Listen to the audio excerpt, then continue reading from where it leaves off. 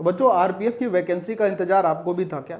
तो आरपीएफ की 4660 वैकेंसी जो कि टोटल कांस्टेबल और एसआई को मिलाकर हैं, जिसमें कांस्टेबल की अगर भर्ती परीक्षा की बात करें तो 4208 और एसआई की बात करें तो 452 वैकेंसी मंत्रालय के द्वारा निकाली गई है। अब सबसे बड़ी चीज़ ये है कि फॉर्म भरने के बाद या फॉर्म भरने से पहले, अभी 14 तारीख 15 तारीख से फॉर्म शुरू हुए हैं, तो इसके साथ साथ कई सारे बच्चे गलती कर रहे हैं फॉर्म भरने में भी। कईयों को डेट अभी भी नहीं पता है, कई लोग अभी भी ये कन्फ्यूज़न में है कि कास्ट सर्टिफिकेट स्टेट वाला या सेंट्रल वाला। सर जी अब की बार एक सेंट्रलाइज्ड कट ऑफ जारी होगा या जोन वाइज जारी होगा, ये सारी बातें जो है मैं आपको इस वीडियो में डिस्कस करके बताने वाला हूँ। ध्यान से सुनिएगा और क्या क्या पढ़ना है, कैसे तैयारी करनी है, कैसे क्या पढ़ना है और कहाँ से पढ़ना है, ये सारी जानकारी आपको इस सिंगल वीडियो में मिलने वाली है। तो बच्चों आप सभी लोग तैयार होगा, वीडियो को अंत तक देखिएगा। तो जी हाँ, मैं हूँ अनुराग दीक्षित और आप सभी लोग देख रहे हैं पाठशाला रेलवे एग्जाम। चलिए शुरुआत करते हैं। तो सबसे पहले बहुत सारी चीज़ें होती हैं इसमें जिसको आपको समझना होगा। क्या कि परीक्षा की महत्वपूर्ण तिथियां क्या हैं। बच्चों को स्टार्टिंग डेट तो पता हो जाती है, लेकिन कई बार क्या होता है अंतिम तिथि तक का इंतजार करने में बच्चों के फॉर्म छूट जाते हैं।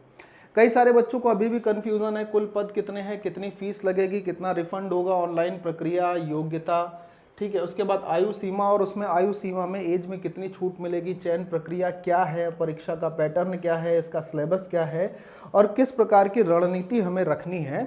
ये अगर मिलाएं तो टोटल 10 पॉइंट है जिन्हें इस वीडियो में मैं आपसे डिस्कस करूँगा। चलिए एक एक करके शुरू करते हैं। सबसे पहले महत्वपूर्ण तिथियाँ देख लीजिए। नोटिफिकेशन 1 मार्च को आया था। फॉर्म भरने की जो तिथि थी, शुरुआती तिथि 15 अप्रैल से फॉर्म भरना शुरू हो गए थे और 15 मई तक ये फॉर्म भरे जाएंगे, ठीक है। Last date of online fee payment वो भी 15 तारीख तक ही है। Last date of offline fee payment वो 10 मई तक की है। ऑनलाइन आप 15 तारीख तक पे कर सकते हैं और ऑफलाइन अगर पे करते हैं तो 10 मई तक पे कर सकते हैं, ठीक है। ये महत्वपूर्ण तिथियाँ हैं। अब अगर बात करें कितनी वैकेंसी है, किस पद पर वैकेंसी है, इसकी अगर जानकारी आप बहुत सारे बच्चों को होती है, लेकिन कुछ बच्चे ऐसे भी होते हैं जो नोटिफिकेशन को डिटेल से नहीं पढ़ते हैं, तो उनके लिए वीडियो बहुत खास होगी, बल्कि देखा जाए तो सभी के लिए है। कांस्टेबल और सब इंस्पेक्टर पर आरपीएफ ने यानी रेलवे प्रोटेक्शन फोर्स ने वैकेंसीज जारी करी हैं, जिसमें कि मैंने आपको बोला कांस्टेबल की 208 और सब इंस्पेक्टर की 452 वैकेंसी हैं। कुल पदों की संख्या 4660 है।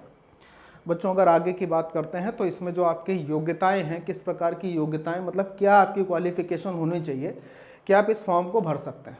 देखिए अगर आप कांस्टेबल के 4208 पदों में अप्लाई करना चाहते हैं तो आपकी मिनिमम क्वालिफिकेशन 10th पास होनी चाहिए, यानी आप कम से कम 10th तो होने ही चाहिए।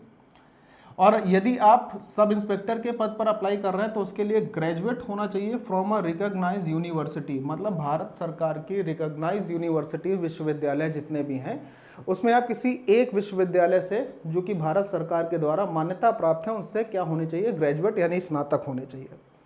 अब आयु सीमा की बात करें तो बहुत ध्यान से समझिएगा कि आयु सीमा क्या है। देखें अगर मैं कांस्टेबल भर्ती परीक्षा की आयु सीमा की बात करता हूं तो कांस्टेबल भर्ती परीक्षा में न्यूनतम आयु 18 वर्ष है और अगर सब इंस्पेक्टर भर्ती परीक्षा की बात करें तो न्यूनतम आयु 20 वर्ष है। इसके बाद इसकी अधिकतम आयु 25 वर्ष और इसकी अधिकतम आयु 25 वर्ष दोनों के लिए। लेकिन क्या है कि एज में जो रिलैक्सेशन मिलेगा वो किस प्रकार से रिलैक्सेशन मिलेगा। देखिए यहाँ पर आपको पता है कि जनरल को छोड़कर कि अगर बात कर ली जाए ओबीसी नॉन क्रीमी लेयर की या एससी या एसटी की, तो नॉर्मली क्या होता है 5 वर्ष की छूट एससी एसटी में मिलती है और 3 वर्ष की छूट ओबीसी में मिलती है। तो इसको इंक्लूड करके जो अधिकतम आयु सीमा ओबीसी के लिए होगी वो 28 साल हो जाएगी और इनके लिए अगर बात करें तो 31 वर्ष हो जाएगी, ठीक है। 31 यानी 28, 25 प्लस 3 28 हो जाएगा और 25 प्लस 5 इसके लिए 30 हो जाएगा, ठीक। सेम आयु का रिलैक्सेशन, आयु में जो एज का रिलैक्सेशन होता है वो यहाँ पर भी होगा कि ओबीसी को 3 वर्ष का एज रिलैक्सेशन होता है, जबकि एससी और एसटी कैटेगरी में जो एज रिलैक्सेशन है वो 5 वर्ष का है, ठीक है। अब मेरी बात को बहुत ध्यान से समझिएगा और सुनिएगा, ठीक। मेरे ख्याल से ये अगर मैं आगे की बात करता हूँ चर्चा में कि आयु में छूट देखिए जैसा मैंने आपको बताया था वैसा ही है, ठीक। अब यहाँ पर एक मेन पॉइंट है एज रिलैक्सेशन में, बहुत ध्यान से समझना बच्चों, बहुत ध्यान से समझना। वे अभ्यर्थी जो सामान्यतः 1 जनवरी 1980 से 31 दिसंबर 1989 की अवधि के दौरान केंद्र शासित प्रदेश जम्मू कश्मीर और लद्दाख के निवासी हैं, उनको जो अनरिजर्व कैटेगरी और ईडब्ल्यूएस कैटेगरी से हैं उनको भी छूट मिलेगी 5 वर्ष की। उसके बाद ओबीसी को छूट मिलेगी 8 वर्ष की और एससी एसटी को छूट मिलेगी 10 वर्ष की। ये बात आपको ध्यान रखनी है, समझनी है बहुत ध्यान से, ठीक है। इसके साथ ही अगर बात करता हूँ, इसके साथ अगर मैं बात कर लेता हूँ, इसको थोड़ा सा पहले बाद में छोटा करूँगा। केवल एसआई के पद के लिए केंद्र सरकार पूर्व सैनिकों के अलावा अन्य कर्मचारी जिन्होंने गणना तिथि पर कम से कम 3 वर्ष नियमित और निरंतर सेवा की है, उसमें भी ये छूट का एज में रिलैक्सेशन का प्रावधान है, जैसा कि जम्मू कश्मीर और लद्दाख के निवासियों के लिए था। विधवाओं, तलाकशुदा महिलाओं और महिलाओं न्यायिक रूप से पति से अलग जिनका डाइवोर्स हो चुका है लेकिन पुनर्विवाह नहीं हुआ है, उनमें भी अगर कोई व्यक्ति यूआर या ईडब्ल्यूएस तो 2 वर्ष का एज रिलैक्सेशन, ओबीसी में 5 और एससी और एसटी में 7 वर्ष का एज रिलैक्सेशन उनके लिए भी होगा, ठीक है। चलिए, अगर मैं इसी में थोड़ी सी और चीज़ों को देख लेता हूँ तो क्या अपने पास कुछ है? ठीक है, ये तो बात हो गई छूट की, आयु सीमा में छूट। अब मैं बात करता हूँ चयन प्रक्रिया की, कि इसका जो सिलेक्शन प्रोसीजर है आरपीएफ में, चाहे वो कांस्टेबल हो या एसआई हो, उसका सिलेक्शन प्रोसीजर क्या है। सबसे पहला आपका एक कंप्यूटर बेस्ड टेस्ट होगा, जिसे आप रिटन एग्ज़ाम जानते हो, रिटन एग्ज़ाम के नाम से जानते हो, और रिटन एग्ज़ाम में आपका जो सिलेबस होगा उसका भी डिस्कशन अभी हम लोग करते हैं। दूसरा आपका पीईटी होगा, फिजिकल इफिशियंसी टेस्ट, जिसमें दौड़ भाग रनिंग होती है, चेस्ट वगैरह, हाई जंप लॉन्ग जंप होगा। तीसरा शारीरिक नाप जोख होगी, फिजिकल मेजरमेंट होगा। फिर उसके बाद डॉक्यूमेंट्स वेरिफिकेशन होगा। ये बात आपको समझ में आ गई, ठीक है। ये सिलेक्शन का प्रोसीजर है, ये सारे चरण जो हैं ये आपको कंप्लीट करने होंगे, तब आप आखिरी में सिलेक्शन ले पाएंगे। नेक्स्ट अगर बात करते हैं कि जो हमारा पहला चीज़ है कंप्यूटर बेस्ड टेस्ट, जो रिटन एग्जामिनेशन है, उसमें हमारा सिलेबस क्या है। उसमें आपके 3 सब्जेक्ट मेजरली पूछे जा रहे हैं। कौन कौन से? सबसे पहला जनरल अवेयरनेस। अब जनरल अवेयरनेस को देखेंगे तो ये आपके 9 विषयों से मिलकर बनता है, 9 सब्जेक्ट है, जिससे ये टोटल लगभग मिलकर बनेगा। और इन 9 सब्जेक्ट से आपके टोटल नंबर ऑफ क्वेश्चन 50 आएंगे, जिनकी नंबर जो होंगे वो भी 50 होंगे, ठीक है। उसके साथ मैथमेटिक्स, मैथमेटिक्स में सिर्फ अंक गणित ही आपसे पूछी जाएगी, 35 क्वेश्चन 35 नंबर के होंगे। जनरल इंटेलिजेंस यानी रीजनिंग में भी आपके 35 क्वेश्चन होंगे और 35 नंबर के ही होंगे, यानी बच्चों टोटल 120 क्वेश्चन 120 नंबर, यानी प्रत्येक प्रश्न के लिए प्रत्येक क्वेश्चन के लिए 1 नंबर निर्धारित। और इसके लिए जो आपको समय दिया जाएगा वो 90 मिनट का दिया जाएगा। 90 मिनट का मतलब होता है 1.5 घंटे का समय आपके पास रहेगा। ऑनलाइन एग्जाम होना है क्योंकि कंप्यूटर बेस्ड टेस्ट होगा।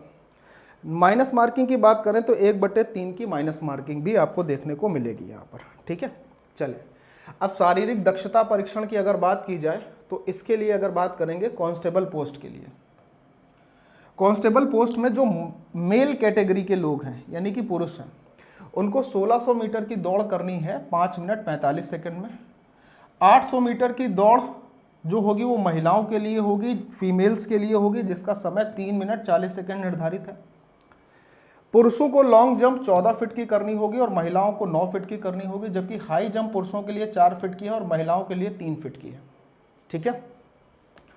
आगे चर्चा का विषय लेते हैं तो शारीरिक जो परीक्षण है, माप जोक का जो परीक्षण है वो किस प्रकार का है, इसको भी जरा थोड़ा सा समझने का प्रयास कर लेते हैं, ठीक है। देखिए, शारीरिक परीक्षण को भी जरा समझते हैं, 1 मिनट। ठीक, ये कांस्टेबल भर्ती परीक्षा के लिए था। उसके बाद शारीरिक परीक्षण अगर सब इंस्पेक्टर भर्ती परीक्षा के लिए देखते हैं तो सब इंस्पेक्टर भर्ती परीक्षा में जो शारीरिक परीक्षण है फीमेल कैटेगरी के लिए, पहले फीमेल कैटेगरी को जो एसआई की भर्ती के लिए फॉर्म भरेंगे उनको 1600 मीटर की दौड़ 6 मिनट 30 सेकंड में करनी है, ठीक। सॉरी, उनको जो है जो फीमेल कैटेगरी को सिर्फ 800 मीटर की रनिंग करनी है, समय 4 मिनट का निर्धारित है। लेकिन जो बच्चे सब इंस्पेक्टर भर्ती परीक्षा में मेल कैटेगरी से हैं उनको 1600 मीटर की रनिंग करनी है और समय का निर्धारण है 6 minute 30 second. Long jump 9 feet 12 feet महिलाओं के लिए, 9 फीट पुरुषों के लिए 12 फीट। हाई जंप महिलाओं के लिए 3 फीट और पुरुषों के लिए 3 फीट 9 इंच, ये है निर्धारण, मानक निर्धारित किया गया है सब इंस्पेक्टर के लिए। आगे की चर्चा का विषय है शारीरिक माप का परीक्षण। कैटेगरी देखिए, ओबीसी और यूआर यानी अनरिजर्व कैटेगरी के लिए हाइट मिनिमम 165 सेंटीमीटर, महिलाओं के लिए 157। एसटी कैटेगरी के लिए मेल की हाइट 160 और फीमेल की हाइट 152। उसके बाद गढ़वाली लोग जो हैं, गढ़वाली लोग में मेल की जो हाइट होनी चाहिए वो 163 और फीमेल की 155, जिसमें गढ़वाली, मराठा, गोरखा, डोगरा और कुमायूं क्षेत्र से जो निवासित व्यक्ति हैं, अभ्यर्थी हैं, पुरुष या महिला, उनके लिए हाइट का एक मेजरमेंट, एक मानक यहाँ पर तय है। इसी के साथ अगर चेस्ट की बात कर लेते हैं तो चेस्ट में अनरिजर्व कैटेगरी और ओबीसी के लिए एक्सपेंडेड फॉर्म में और नॉन एक्सपेंडेड फॉर्म में, एक्सपेंडेड यानी फुलाने के बाद 85 और बिना फुलाए 80।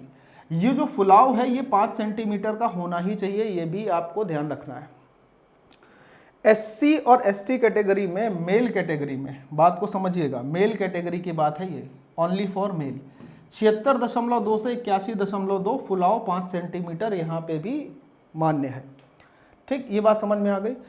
आगे की अगर बात करें तो इन सभी के लिए, गढ़वाली, गोरखा, मराठा, डोगरा और कुमायूं के लिए 80 से 85 सेंटीमीटर ये चेस्ट का माप होना चाहिए, बिना फुलाए और फुलाने पर। ठीक है, छोटी छोटी बातें हैं जो आपको समझनी। अब पाठ्यक्रम की बात करते हैं। मेन इंपॉर्टेंट पॉइंट यहाँ पर कि सर ये जो 3 सब्जेक्ट थे, उन 3 सब्जेक्ट में हमें पढ़ना क्या क्या है। बच्चों, मैथ में केवल अर्थमेटिक पूछी जा रही है। अर्थमेटिक अगर पूछी जा रही है तो केवल अर्थमेटिक होनी चाहिए, लेकिन यहाँ जैसे मेंसुरेशन शामिल हुआ है जिसमें 2D, 3D और DI भी है, तो मेंसुरेशन अगर देखा जाए तो पार्ट जो है वो होता है एडवांस मैथ का। लेकिन फिर भी ये सिर्फ अर्थमेटिक कह रहा है, तो अर्थमेटिक में कौन कौन से चैप्टर हैं जो आपको अच्छे से पढ़ने हैं मैथ में? प्रतिशत, लाभ हानि, छूट, ब्याज, अनुपात समानुपात, आयु और पार्टनरशिप, औसत, कार्य और समय और दूरी, संख्या पद्धति, सरलीकरण, मेंसुरेशन यानी कि क्षेत्रमिति जिसमें 2D 3D दोनों होंगे, और साथ में डेटा इंटरप्रिटेशन यानी कि DI। ये आपको कंप्लीट करना है, ये आपका पाठ्यक्रम है। सेम उसी तरीके से जनरल इंटेलिजेंस और रीजनिंग में आपको एनालॉजी, ऑड वन आउट यानी कि विषम छांटने की जो चीज़ है, सीरीज यानी श्रृंखला, स्टेटमेंट और conclusion, coding decoding, mathematical operations, matrix, blood relation, non verbal missing, ये सारी चीज़ें आपको रीजनिंग में तैयार करनी है। अगर जनरल अवेयरनेस की बात करें तो जनरल अवेयरनेस में कोई पर्टिकुलर नहीं कहा गया। जैसे हिस्ट्री है तो हिस्ट्री तो बहुत बड़ी है, एंशिएंट है, मॉडर्न है, मिडिवल है, इतना आपको नहीं पढ़ना है। पॉलिटी बहुत बड़ी, geography, economics, statics, awareness, biology, chemistry, physics, computer और करंट अफेयर्स, ये सारे सब्जेक्ट अगर आप देखेंगे 1 2 3 4 5 6 7 8 9 और 10, ये 10 सब्जेक्ट मिलाकर जनरल अवेयरनेस के 50 प्रश्न आपसे पूछे जाएंगे। यानी मोटे मोटे तौर पर अगर ऑन एन एवरेज लेके चलें तो हर एक सब्जेक्ट से 5 क्वेश्चन। लेकिन अमूमन ये देखा जाता है कि हिस्ट्री के 5 क्वेश्चन नहीं देखने को मिलते हैं, कभी साइंस के 10 क्वेश्चन देखने को मिल जाएंगे। अगर एक अमूमन मान के चलते हैं कि 5 क्वेश्चन मिलेंगे तो साइंस तीनों ही से, फिजिक्स, केमिस्ट्री और बायोलॉजी से आपको 10 क्वेश्चन पिछले समय तक देखने को मिले थे। तो ये आपका सिलेबस इसके लिए। अब इसमें कोई पर्टिकुलर ये निर्धारण नहीं किया गया कि इसमें भी ये चीज़ें पूछी जाएंगी। एग्जाम्पल के तौर पर अगर पॉलिटी आपसे कही गई तो पॉलिटी में कुछ भी पूछा जा सकता है, हिस्ट्री कही गई हिस्ट्री में कुछ भी पूछा जा सकता है। ये चीज़ें आपके सिलेबस के तौर पर, पढ़ना कैसे है वो भी अभी हम लोग चर्चा में लेते हैं। ठीक, अब बात ये आई कि सर ये पाठ्यक्रम हम लोग कहाँ से कर सकते हैं जिसमें ये सारी चीज़ें हमें मिल जाएं और एक सही पे मिल जाएं। तो आप अगर अपने घर के आसपास ऑफलाइन कोचिंग कर रहे हैं तो अगर ऑफलाइन है आपका तो आप वहाँ से पढ़ सकते हैं। ऑनलाइन है तो ऑनलाइन में भी बहुत सारे प्लेटफॉर्म हैं जहाँ जो RPF के लिए आपको पढ़ा रहे हैं। तो उसी प्रकार से हम आपको एक बैच जो कि माई पाठशाला एप्लीकेशन पर है, कंप्लीट बैच, जिसमें ना कम आपको मिलेगा ना ज़्यादा मिलेगा, पॉइंट टू पॉइंट चीज़ें आपको मिलेंगी, 100% श्योर सिलेक्शन। मतलब मैं GS में ये कह सकता हूँ, मैथ और रीजनिंग की तो बात ही अलग है। मैथ और रीजनिंग में तो 100% आपका स्कोर होगा, 35 + 35। GS में मैं आपको कह सकता हूँ कि अगर इस बैच में आप इनरोल करते हैं तो 50 में कम से कम 35 से 40 नंबर तो आपके होंगे ही होंगे, कम से कम। और भैया अगर पास करना है तो ये मान के चलिएगा कि मैथ के 35 क्वेश्चन और रीजनिंग के 35 क्वेश्चन आपको कंप्लीट बनाने होंगे। 70 नंबर में से 70 नंबर आपको चाहिए ही चाहिए होंगे, क्योंकि कट ऑफ जो है पिछली बार की तुलना में इस बार थोड़ा बहुत बढ़ेगा, 3-4 नंबर बढ़ेगा। कट ऑफ का एक वीडियो मैंने बना दिया था, आप उसको चाहेंगे तो पीछे जरूर देख लीजिएगा। ठीक है, कट ऑफ पर आधारित और सेफ स्कोर पर आधारित इस बार के। बच्चों ये फाउंडेशन बैच है कंप्लीट रेलवे प्रोटेक्शन फोर्स के SI और कांस्टेबल का, जिसमें आपको सारे सब्जेक्ट मिलने वाले हैं। बड़ी बात क्या होगी, साइंस में आपको फिजिक्स, केमिस्ट्री और बायोलॉजी भी मिलेगी। ठीक, उसके बाद क्लास और क्वेश्चन की पीडीएफ आपको मिलेगी 100% double column PDF, bilingual detail content मिलेगा, बिल्कुल डिटेल के साथ, ना कम ना ज़्यादा। इतना होगा कि आपका एक भी क्वेश्चन छूटेगा नहीं, 35 में 35 100% आप लेकर के आओगे। दूसरी बात, डाउनलोड के ऑप्शन मिलेंगे, यानी आप वीडियो को डाउनलोड कर सकते हैं, जब आपके पास मन हो आप देख सकते हो। ऐसा कोई ज़रूरी नहीं है कि समय पर ही देखना है, जब मन हो 24/7 ये वीडियोज़ आपके पास अवेलेबल रहेंगे।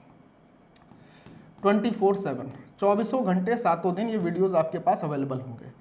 आप इस बैच में एनरोल कर सकते हैं 2 तरीकों से। सबसे पहले तो आप माई पाठशाला एप्लीकेशन अपने प्ले स्टोर से डाउनलोड कर लें।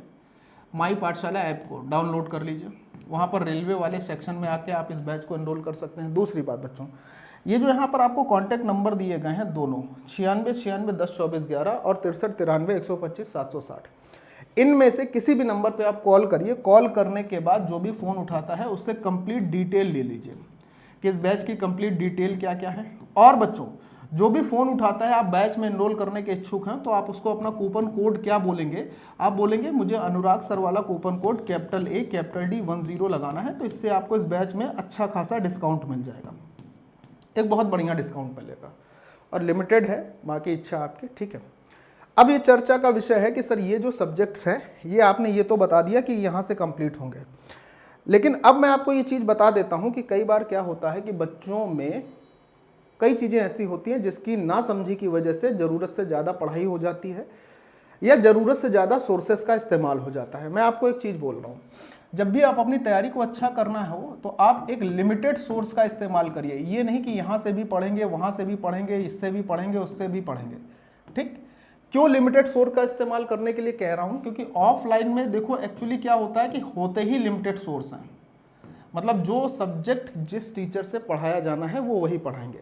लेकिन बच्चों ऑनलाइन में आपके पास सोर्स जो होते हैं ना, वो बहुत अनलिमिटेड होते हैं, अनलिमिटेड सोर्स होते हैं। तो इस अनलिमिटेड सोर्स के चक्कर में आपको नहीं पढ़ना है। आप निश्चित करिए कि आपका एक सोर्स होना चाहिए और उसी से आपकी पढ़ाई कंटिन्यू होनी चाहिए, होनी चाहिए, होनी चाहिए। मतलब आप टीचर सेलेक्ट कर लीजिए अपने हिसाब से, अपनी समझ के हिसाब से, और प्लेटफॉर्म सेलेक्ट कर लीजिए। अब वो यूट्यूब पे पढ़ाएं या एप्लीकेशन पे पढ़ाएं, आपको पढ़ना ही पढ़ना है, ठीक है बच्चों।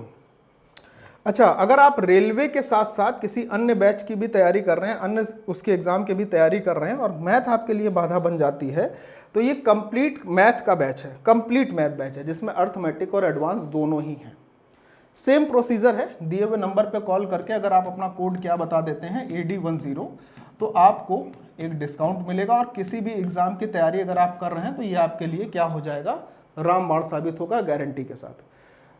तो पढ़ाई का सबसे अच्छा तरीका क्या है, लिमिटेड सोर्स इस्तेमाल करिए और उस पर जमकर अपनी एग्ज़ाम को दीजिए। और इसके एग्ज़ाम की अगर बात करें तो सितंबर अक्टूबर के आसपास इसका एग्ज़ाम जाएगा, यानी प्रॉपर समय है अभी, और उतने समय में इतने सब्जेक्ट को बड़े आसानी से तैयार किया जा सकता है। तो बच्चों, मुझे उम्मीद है कि ये सारी डिटेल जानकारी जो है आपको समझ में आई होंगी। इसके अलावा अभी एक पॉइंट है कास्ट सर्टिफिकेट वाला।